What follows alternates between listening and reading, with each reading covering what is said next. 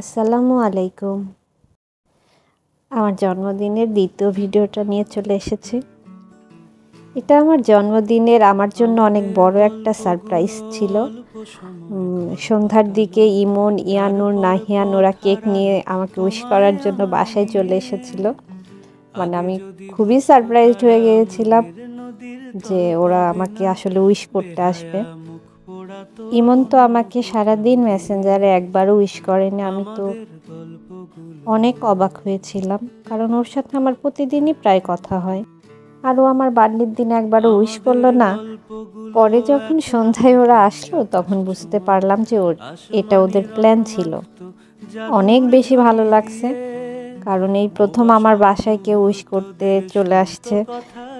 এমনিতে নর্মালি সবাই উইশ করে, ফোনে করে, মেসেজে করে, দেখা হলে সরাসরি করে, কিন্তু আসলে বাসায় কখনো কেউ এভাবে আসে নাই। তখন একদমই সন্ধে ছিল, যার কারণে আমরা একটু অপেক্ষা করছিলাম কেকটা একটু পরে কাটবার জন্য। তখন আমরা বসে সবাই গল্প করছিলাম, বেশ অনেকক্ষণ আমরা অনেক মজা করলাম, গল্প করলাম। তারপর ফাইনালি ছোট মানুষের মতো আমি কেক কাটলাম।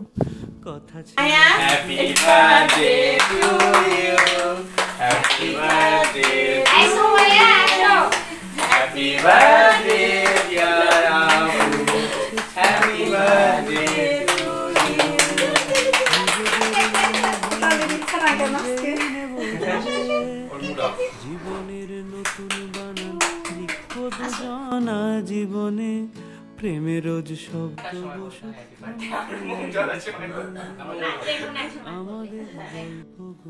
প্রতিটি মানুষের জীবনেই অনেক দুঃখ, কষ্ট, অনেক সমস্যা থাকে, কিন্তু দু একটা মুহূর্ত এমন থাকে যখন সে সব কিছু ভুলে যায়, তার নতুন করে বাঁচতে ইচ্ছা করে।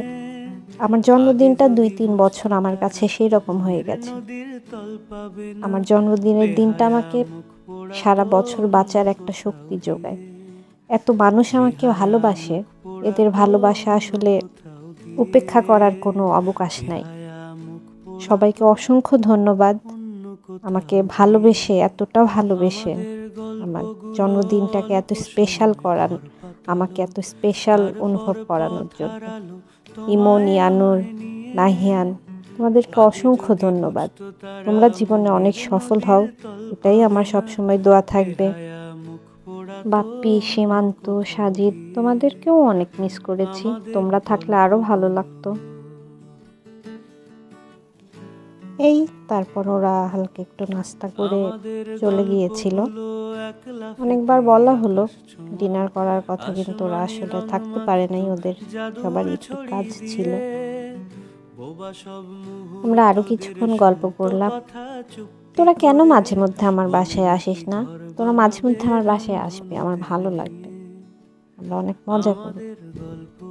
এই তো আমার একটা স্পেশাল মুহূর্ত আপনাদের সাথে শেয়ার করলাম। সবাই ওদের জন্য দোয়া করবেন, সবাই আমার জন্য দোয়া করবেন।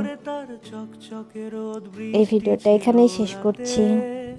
আল্লাহ হাফেজ। জাহাজ পাড়ি সেখান থেকেই ঝর্ণা শুরু, কথা ছিল দুজন মিলেই স্বপ্ন দেখবো তাতে।